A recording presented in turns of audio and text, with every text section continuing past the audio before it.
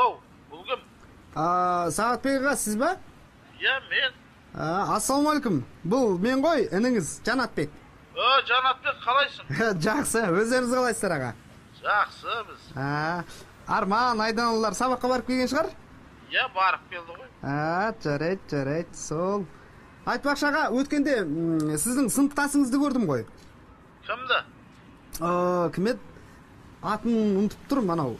Ауылда мектеп жақта тұрған еді ғой? Дәу, қара жігіт. Қайсы? Мектеп жақта дейді.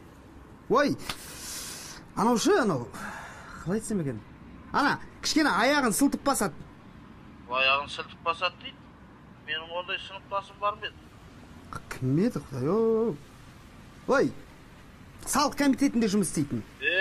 Ғаділбек па? Иә. Сол, Ғаділбек ағаны көрдім. Сізге айтпады ма? Жоқ, айтқан жоқ. Қайдан көрдің? Банкте жолығып қалдық. Не дейді? Іштеңке сол. Көрдім деп айтып жатқаным ғой. Білмеймін, өзі біртүрлі кісі екен. Жақтырмай тұрма, әңгімеден қашқалақтап тұрған сияқты. Өзімен өзі біртүрлі екен. Бірдеңе сұрайын ма деп ойлады ғой деймін. Не сұрайын мен одан?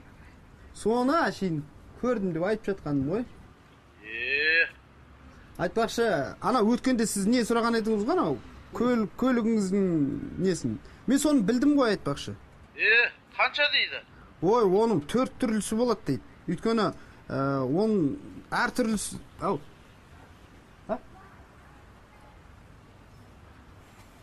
Кірейік та енді. Кірсек кірейік.